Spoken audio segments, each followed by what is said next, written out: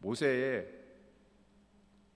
120년 동안 산 삶을 뒤돌아보면서 세 시기로 나눌 수가 있습니다.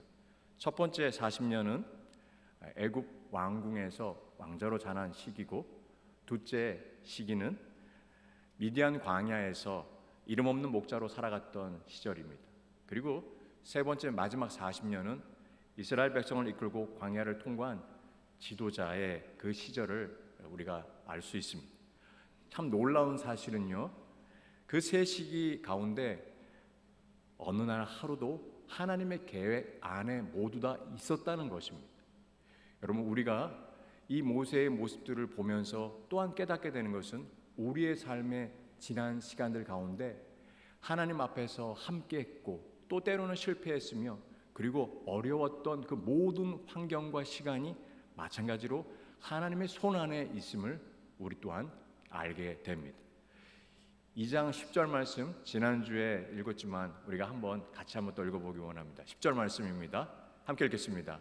그 아기가 자라매 바로의 딸에게로 데려가니 그가 그의 아들이 되니라.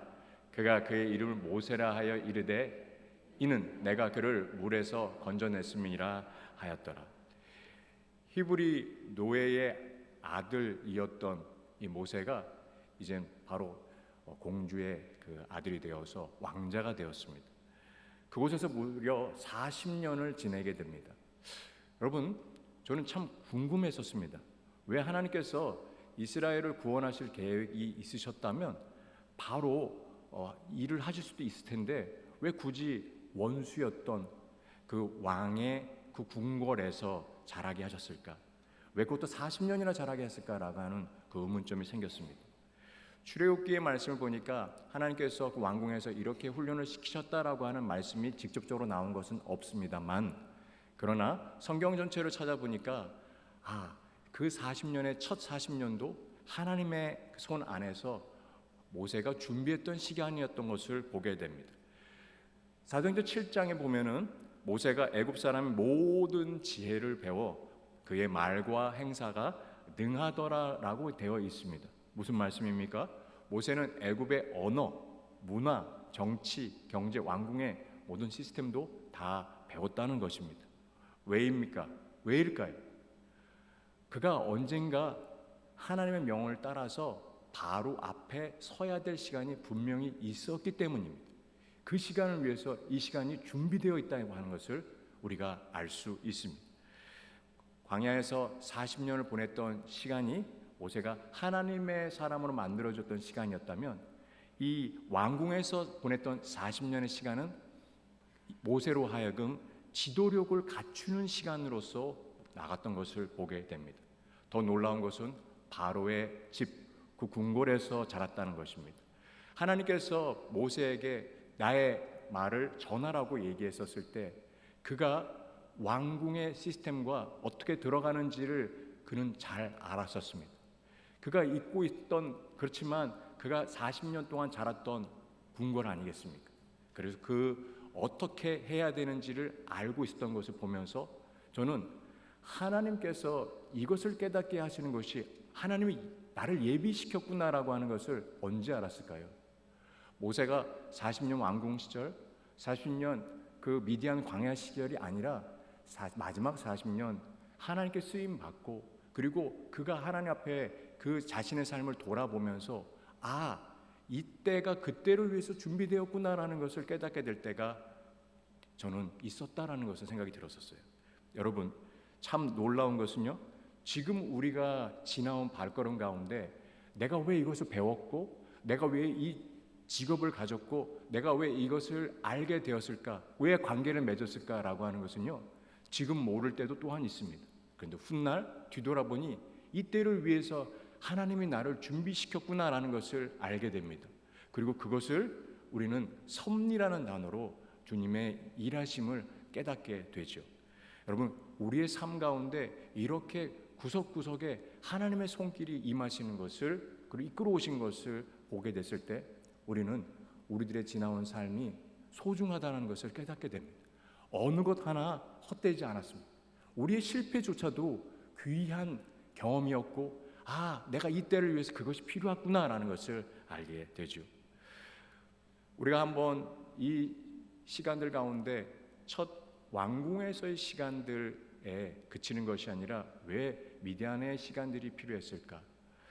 왕궁에서의 훈련받았던 40년의 그 지식과 능력만으로는 이스라엘 백성들을 이끌어갈 수 없었습니다. 왕궁에서는 사람을 다스리는 법을 배웠지만, 그러나 이 미디안의 광야에서는 하나님을 의지하는 법을 배워야 했기 때문입니다.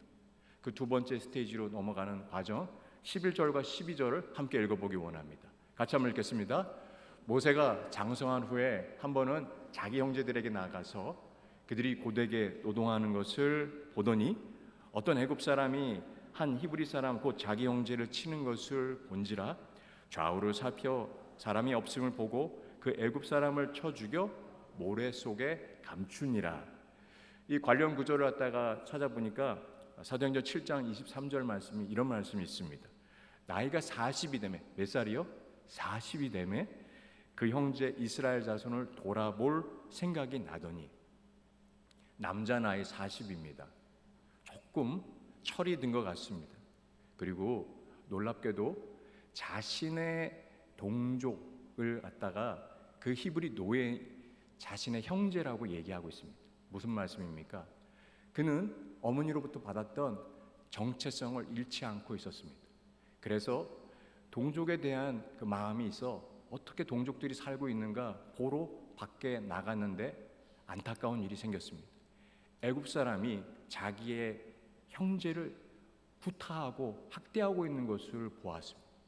여러분, 나이 40이 되어서 이제는 자기 자신이 아니라 주변의 사람들을, 주변의 형제들을 돌아볼 수 있는 여력이 마음 가운데 생긴 것을 보게 됩니다. 그리고 우리가 성숙됐다고 하는 것은 주변의 사람들을 살펴볼 수 있는 그 마음을 주님이 주시는 것을 봅니다. 꼭 40이 안 돼도 됩니다. 혹시 40이 넘어도 여전히 내 안에 사람들을 조금 더 품을 수 있는 마음들이 주님이 주실 때는 저는 그때가 성숙한 시간이라고 생각이 들어요. 모세가 그 학대하고 있는 장면을 보면서 의분을 품습니다. 불의에 대해서 분노를 갖고 그 감정을 갖는 것 자체는 문제가 아닙니다만, 그러나 그 다음에 어떤 행동을 하는가 봐야 됩니다. 그가 12절에 보니까 뭐라고 되어 있습니까? 좌우를 살펴, 이렇게 되어 있습니다. 좌우를 살펴, 뭐가 없어요? 사람이 없어. 모세가 좌우를 살펴보고 있었습니다. 사람이 없습니다. 완전 범죄를 꿈꿨습니다. 그리고 그 애굽 사람을 쳐서 죽이게 되는 안타까운 일이 생기게 되었습니다. 모세는 사람의 눈을 의식했지만 위에 하나님은 의식하지 못하고 있었습니다. 하나님의 시선을 놓치고 있던 것을 봅니다. 여러분, 우리도 우리의 삶의 일을 처리하면서 얼마나 많이 주변의 사람들을 의식하고 그리고 판단하며 계산하고 행합니까? 그런데 정작 두려워해야 될 그 하나님의 시선은 놓치고 있을 때가 많이 있습니다. 내가 이 일을 처리를 하면서 하나님께서 이 일을 어떻게 보고 계신가에 대한 그 하나님의 시선은 놓쳐버렸을 때 그는 사람만 바라보고, 그리고 이 일이 아무도 모를 거라고, 꿈에도 모를 거라고 생각하면서 사람을 쳐서 죽이는 일이 생겼습니다. 모세는 그 정의감에 했었습니다. 그 결과 어떻게 됐습니까? 한 사람은 죽고 이스라엘 백성 종살이에서 벗어나지 못했고, 그리고 모세 자신은 살인자가 되어서 도망하게 되었습니다. 야고보서 1장에는 이런 말씀이 있습니다. 사람의 성내는 것이 하나님의 의를 이루지 못한다라고 되어 있어요. 여러분, 우리에게 이 열심, 우리의 분으로 하나님의 의를 이룰 거라고 생각할 때가 때로는 있습니다. 아니요, 하나님의 의는 그런 방식이 아니었습니다. 하나님의 때와 하나님께서 원하시는 그 모습을 우리가 잊지 말아야 되는 것을 기억해야 될 것입니다. 제가 수요일 날 모세가 이 분을 내면서 사람의 살인하는 장면을 그 묵상을 하다가 잠이 들었어요. 그리고 새벽에 하나님께서 저를 깨워줬습니다. 저에게 주셨던 말씀이 있었습니다. 십자가였습니다. 그럼 모세는 불의한 광경을 보았습니다. 자기 동족이 애굽 사람에게 맞는 것을 보았습니다. 그 고통을 외면하지 않았습니다. 의분이 있었습니다. 그런데 하나님의 방식으로 하나님의 때까지 맡기지 못함으로 자신의 힘으로 그것을 해결하려고 했습니다. 그래서 살인을 하게 되었죠. 그는 구원을 원했지만 그 구원을 자신의 힘으로 이루려고 했을 때 사람을 살리려다가 사람을 죽게 했고, 이스라엘을 구원하려 하다가 결국에는 이스라엘 공동체로 도망가는 처지가 되었습니다. 예수님을 바라보게 되었습니다. 예수님도 이 땅의 불의와 이 땅의 고통을 누구보다도 잘 알았습니다. 무엇이 문제인가 봤었을 때 죄의 문제가, 죽음의 문제에서 해결되지 못한 우리들을 위하여서 예수 그리스도가 이 땅에 오신 것을 봅니다. 예수님은 얼마든지 자신의 능력으로 그 십자가에 못 박게 했던 그들을 다 모두 다 그들에 대해서 징벌할 수 있게 하실 수 있음에도 불구하고 그들의 죄에 대해서 사하도록 말씀하셨습니다. 저들의 죄를 사하여 주시옵소서. 예수님의 방식은 무엇이었습니까? 자신의 힘으로 그것을 정리할 수도 있었지만 하나님 아버지께 맡겼습니다. 그래서 베드로전서 2장 23절에 이렇게 주님께 우리에게 말씀하고 계신 것을 봅니다. 자, 함께 읽겠습니다. 욕을 당하실 때 맞대어 욕하지 아니하시고 고난을 당하실 때 위협하지도 아니하시고 오직 공의로 심판하시는 이에게 부탁하시며, 하나님 아버지, 공의로 심판하시는 아버지께 그것을 심판을 부탁하였습니다. 대신 무엇을 하셨습니까? 십자가를 지셨습니다. 그분의 십자가를 지심은 하나님의 공의와 하나님의 사랑이 함께 담겨져 있는 것을 봅니다. 죄를 누구보다도 미워하셨습니다. 그래서 그 죄를 눈 감지 않으시기에 십자가의 자리로 가셨던 것을 봅니다. 그런데 그 십자가는요, 모세가 했던 방식과는 엄연하게 달랐습니다. 모세는 자기의 힘으로 애굽 사람의 피를 흘렸습니다. 그런데 예수님은 자신의 피를 흘리셨습니다. 모세는 다른 사람들을 죽여서 문제를 해결하려고 했지만 예수님은 자신이 죽음으로써 모든 문제를 해결하려고 했었습니다.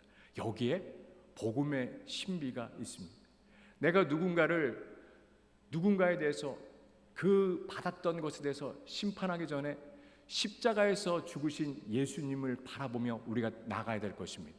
예수님의 방식을 통하여서 그때 진정한 구원이 일어나는 것을 봅니다. 우리의 정의에, 우리의 힘으로 그 정의가 완벽하게 진행될 거라고 생각한다면 큰 오산입니다.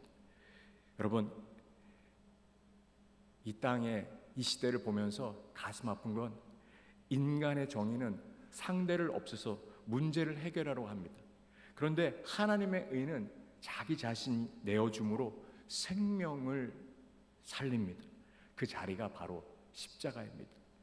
여러분, 그래서 우리는 십자가의 그 모습을 오늘 이 시간에도 다시 한번 생각해 봐야 됩니다.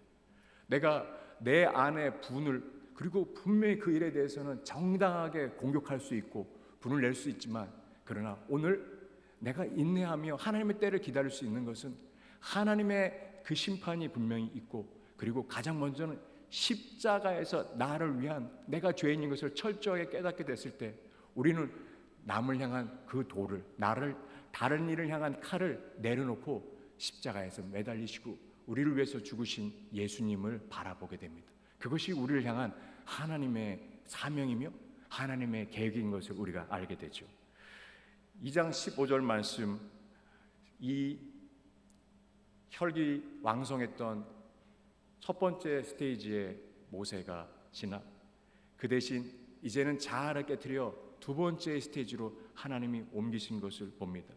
그리고 그때 겸손과 순종을 배우게 하는데 함께 15절 말씀 읽어보기 원합니다. 함께 읽겠습니다. 바로가 이 일을 듣고 모세를 죽이고자 하여 찾는지라 모세가 바로의 낯을 피하여 미디안 땅에 머물며 하루는 우물 곁에 앉았더라. 그가 애굽 사람을 죽인 그 다음날 또 서로 싸우고 있는 히브리인 동족의 모습이 있습니다. 왜 싸웁니까? 라고 얘기했었을 때 그 중에 한 사람이 이렇게 얘기합니다. 우리가 언제 너를 다스리는 자로 재판관으로 삼았느냐? 왜? 애굽 사람 죽인 것처럼 나도 죽이려고 하냐? 깜짝 놀랐어요. 완벽하게 모든 일이 다 진행됐다고 생각했는데 다시 어제 그 일을 얘기 꺼냈습니다. 두려웠습니다.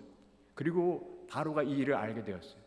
그래서 모세는 왕궁에 더 있을 수가 없었습니다. 그는 도망해야 됐습니다. 미디안으로 도망하게 된 것을 봅니다.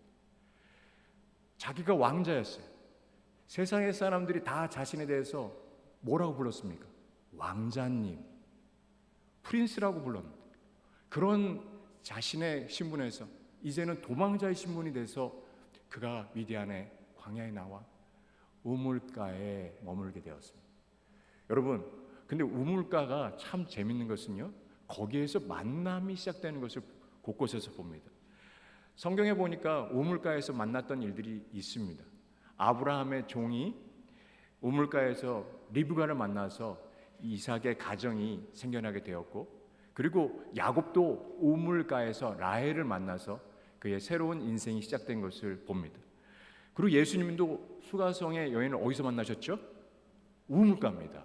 이 우물가라는 것이 성경에서는 새로운 만남의 축복이 여기서 자리 잡고 있구나라는 것을 알게 되죠. 우물가에서 어떤 일이 벌어졌는지, 그리고 거기에서는 그 여성 7명이 있는데, 자 16절 17절 얘기를 한번 좀 그 딸들에 대한 얘기 한번 보겠습니다. 같이 한번 읽겠습니다. 미디안 제사장에게 7딸이 있었더니 그들이 와서 물을 길러 구유에 채우고 그들의 아버지의 양떼에게 먹이려고 하는데 목자들이 와서 그들을 쫓는지라 모세가 일어나 그들을 도와 그 양떼에게 먹이니라. 미디안 제사장의 7딸이 양떼에게 물을 먹이러 왔는데요, 거기 보니까 사나운 목자들이 나타나서 쫓겨날 위기가 됐는데 모세가 그들을 7딸들을 돕습니다. 약자를 지나치지 못하는 그 모습이 애굽식이나 이 미디안 모습이나 사실 좀 비슷한 것을 봅니다. 그런데 엄연한 차이가 있습니다. 애굽에서는 자신의 완력으로 이 일을 처리했지만, 그러나 여기에서는 그 장면, 그 얘기가 나오지 않고 있습니다. 물리쳤습니다. 그리고 그 손으로, 이전에 살인했던 그 손으로 이제는 양에 물을 먹이고 있는 이 모습을 보게 됩니다. 여러분, 이제 하나님께서 모세를 다듬고 계신 이 또 다른 스테이지의 시작인 것을 보게 됩니다.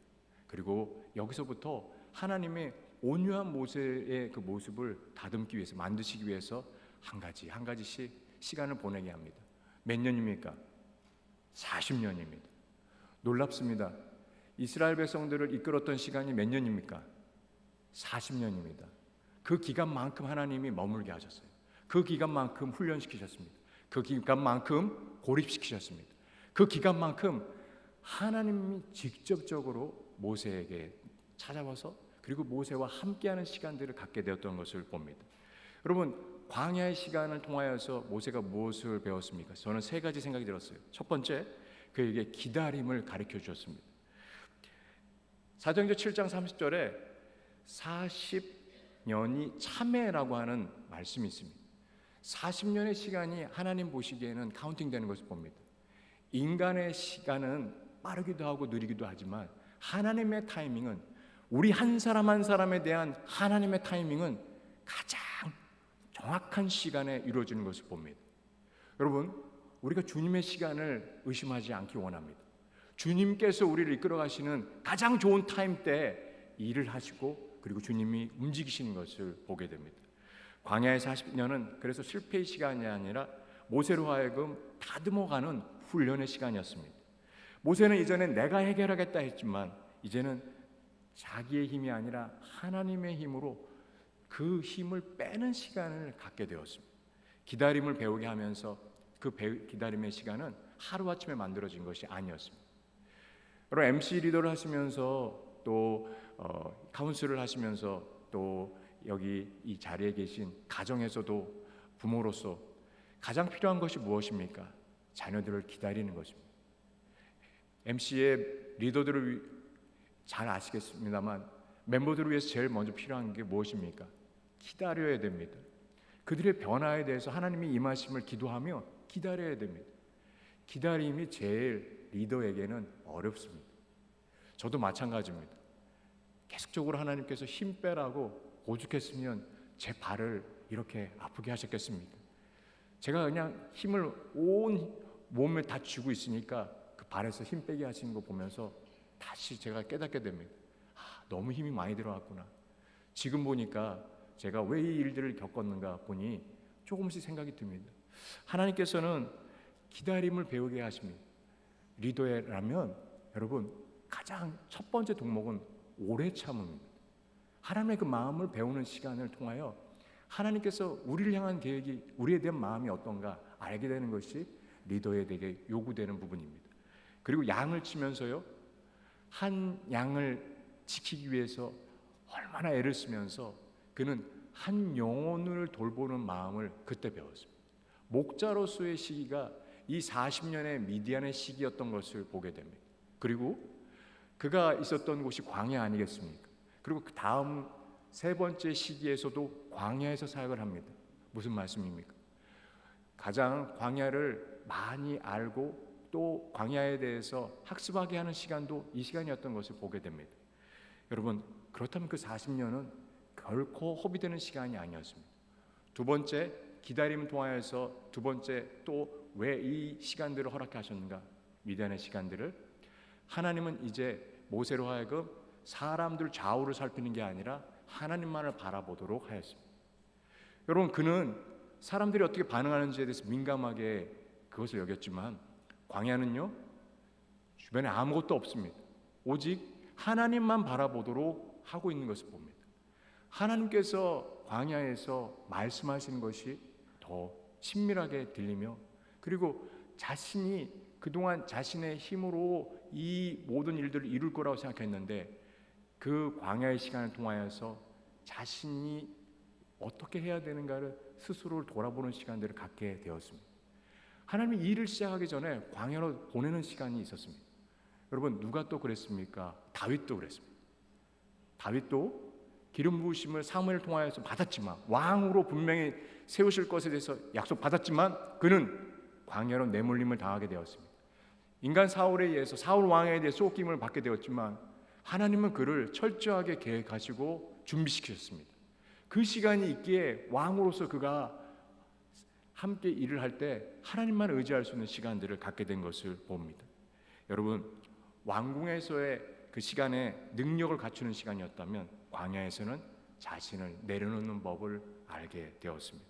그래서 훗날 온유함이 이 땅에 있는 모든 사람보다 더하다라고 하는 말씀을 듣게 된 시기도 40년의 시간이 없었다면 저는 불가능했다고 생각이 들었어요.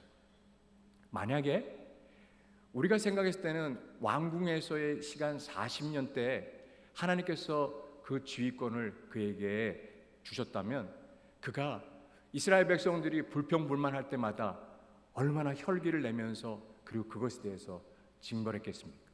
하나님은 그걸 원치 않으셨어요. 그에게 모세에게 리더의 자리에 가기 위해서, 리더로서 아비 마음을 갖고 품게 하기 위해서는 광야의 시간이 분명히 필요했던 것을 봅니다. 그래서 두 번째 시간을 분명히 주셨고요. 세 번째는요, 광야의 이 미디안의 시간을 통하여서 만남의 축복을 갖게 하였습니다. 자, 21절, 22절 말씀도 함께 읽어보기 원합니다. 같이 한번 읽겠습니다. 모세가 그와 동거하기를 기뻐하며 그가 그의 딸 십보라를 그에게 주었더니 그가 아들을 낳음에 모세가 그의 이름을 게르솜이라 하여 이는 내가 타국에게서 낳은 애가 되었음이라 하였더라.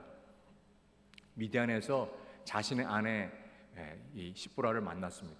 그런데 더 중요한 것은 장인어른 이드로를 만났다는 것입니다.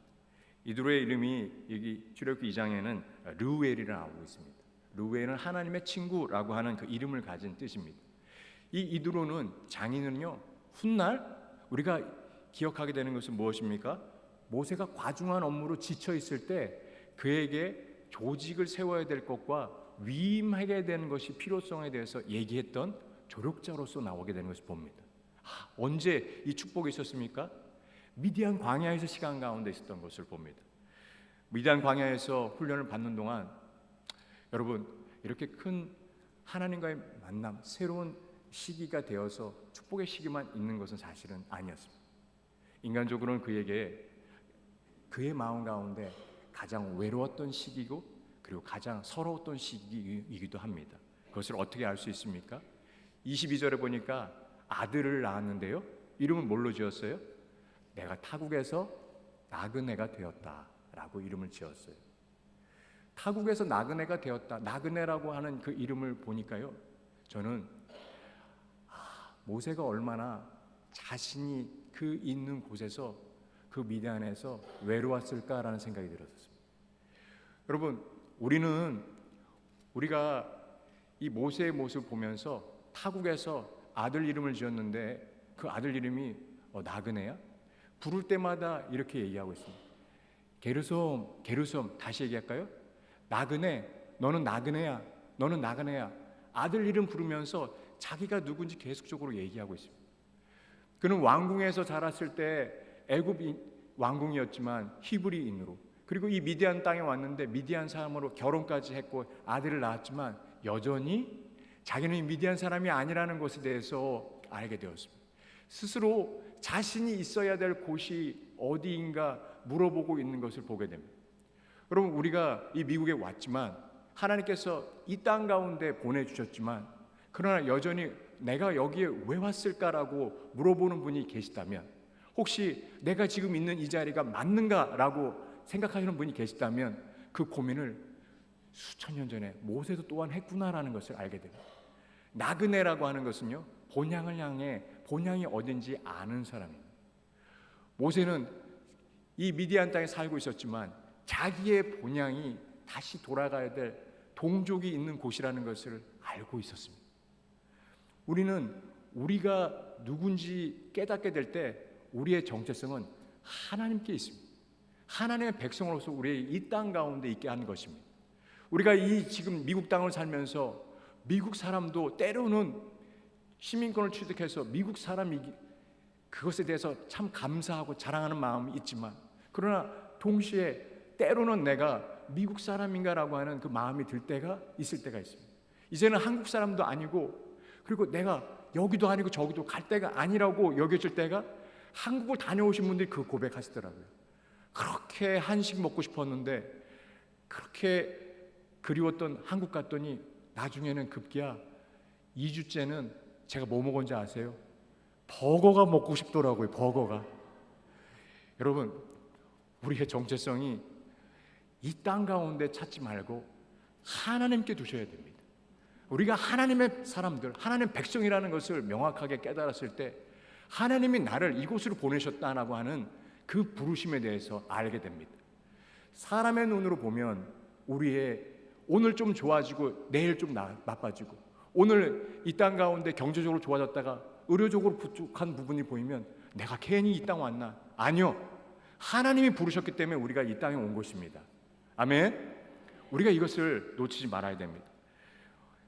그래서 저는 이 모세의 모습 가운데, 저는 모세가 참 많이 흔들리고 자기가 미디안 땅에 사는 그 40년 동안 끊임없이 자기가 가야 될 곳에 대해서 생각했겠지만, 동시에 하나님은 모세에 대해서 계획을 갖고 계셨고, 모세를 쓰시기 위해서 모세에게 허락된 시간은 긴 40년의 시간을 하나님은 기다리셨습니다.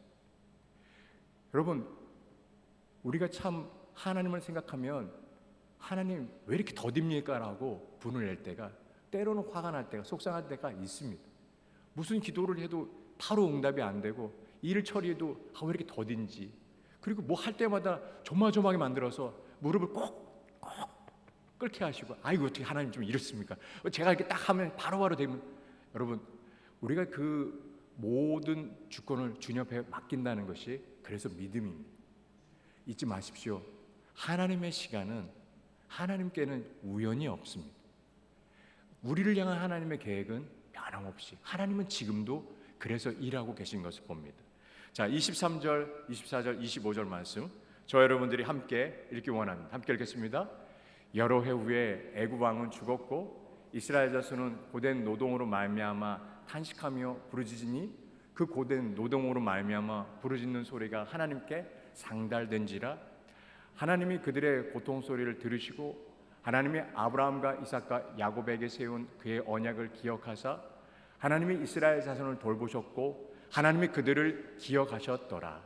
이 본문의 말씀을 그대로 두고 계속적으로 제가 보기 원합니다. 여러분, 이스라엘 백성들 잊고 있었습니다. 이스라엘 백성들은 뭐 하고 있습니까? 중노동에 시달리고 있고, 그들이 가장 힘든 시간을 지내고 있었습니다. 그들이 하나님 앞에 부르짖었습니다. 그 기도가, 부르짖는 소리가 상달된 것을 봅니다. 그런데 하나님은 24절과 25절에 하나님에 대한 그 주어가 4번 나오고 동사가 관련된 것이 4번 나옵니다. 하나님은 그들의 고통 소리를 들으셨다. 하나님은 그의 언약을 기억하셨다. 하나님은 그들을 돌보셨다. 하나님은 그들을 기억하셨다. 여러분, 이 4가지를 잊지 마십시오. 하나님께서는 이스라엘 백성들에 대해서 계획을 갖고 계셨을 때 그 한쪽에서 아직 때가 되지 않았기 때문에 하나님의 기다림 가운데 얼마나 많이 아프셨겠습니까? 매일 하나님 앞에 부르짖 도와주십시오라고 하는 그 울부짖음을 하나님이 들으셨을 때 당장 뛰어가서 하나님의 일을 행하실 수 있었지만 하나님은 기다리셨습니다. 그들의 그 소리 들으셨어요. 그들의 고통받는 소리 들으셨어요. 그들의 기도 소리 들으셨습니다. 그리고 하나님은 아브라함과 이삭과 야곱과 맺은 언약을 또한 기억하셨습니다. 하나님은 어떠셨습니까? 이스라엘 자손을 돌보셨습니다. 그래서 하나님께서 모세를 준비시켰던 것을 봅니다. 그리고 하나님께서는 그들을 기억하셨다. 기억하셨다라고 하는 히브리 동사로 야다입니다. 알다는 것입니다. 저는 오늘 이 모세에 향한 하나님의 계획, 이 2장에 보면 하나님의 일하심이 어느 거 하나 정말 큰 모습으로 나와 있지 않습니다. 근데 하나님은 일하고 계실 때 그 이스라엘 백성들을 보시면서 안타깝게 여기신데 우리 한 사람 한 사람을 보시면 하나님은 오늘도 안타까워하시며 우리에 대해서 계획을 세우고 계시고 돌보고 계신 것을 봅니다. 하나님은 우리의 울부짖음과 우리의 안타까워하는 이 탄식을 들으시고 계십니다. 하나님은 우리를 언약을 맺으신 것을 기억하십니다. 하나님은 우리에 대해서 돌보고 계십니다. 하나님은 우리에 대해서 잘 알고 있다라고 말씀하고 계신 것을 봅니다. 여러분, 혹시 나의 삶이 모세와 같다라고 여기신 분이 계십니까? 내 삶이 지금 광야의 시간들을 보고 있고, 아니 오늘 내가 주님 앞에 왜 내가 지금 산호세로 나를 부르셨습니까? 왜 미국으로 보내셨습니까? 주님, 나에게 주어진 일들 가운데 여기가 맞습니까? 라고 물어보셨을 때 주님이 그 기도를 들으시고, 그리고 또한 나의 삶이 광야 같아서 내가 아무도 모르고 나를 알아주지 못한다라고 얘기했을 때 하나님은 우리의 기도를 들으신다고 말씀하고 계세요. 저는 24절과 25절 말씀에 함께 여러분들의 이름을 넣어서 함께 4가지를 기도하기 원합니다. 그리고 지금 함께 우리가 외우기 원하고 또 소리내기 원합니다. 자, 24절부터 보겠습니다. 제가 그들이라는 것에 제가 먼저 하겠습니다. 하나님이 한송의 고통 소리를 들으셨고, 하나님이 한송과 세운 언약을 기억하시고, 하나님이 한송을 돌보셨고, 하나님이 한송을 기억하셨다. 여러분 이름을 넣어서 함께 우리 이 말씀을 읽어보기 원합니다. 같이 한번 읽겠습니다. 하나님이 한송의 소리를 들으셨고, 하나님이 한송과 세운 언약을 기억하시고, 하나님이 한송을 돌보셨고, 하나님이 한송을 기억하셨더라. 여러분 오늘 그리고 이 한 주간 주님께서 분명히 약속하고 계십니다. 나의 삶 가운데 나의 이 기도를 들으셨습니다. 하나님이 나와 약속하셨던 그 언약의 말씀을 이루시는가? 분명히 이루시고 계십니다. 하나님은 오늘도 우리를 돌보고 계시는가? 우리를 돌보고 계시며 매 순간마다 우리를 잊었지만 하나님은 일하시는 것을 보게 됩니다. 하나님은 그런 우리를 알고 계십니다. 여러분 육신 가운데 예전 같지 않다고 여기신 분이 계십니까? 하나님, 저의 이 마음을, 저의 몸 상태를 알고 계십니까? 내가 잘 안다라고 말씀하세요. 하나님은 우리를 돌보고 계신다고 말씀하세요. 하나님은 기억하신다고 말씀하십니다. 하나님은 우리의 신음소리에도 듣고 계신다라고 말씀하십니다. 그 좋으신 주님을 우리가 기억하는 것입니다. 그 좋으신 주님을 우리가 붙잡는 것입니다. 그 주님을 우리가 기억하며 동행하는 이 한 주간 되시기를 예수님의 이름으로 축원합니다.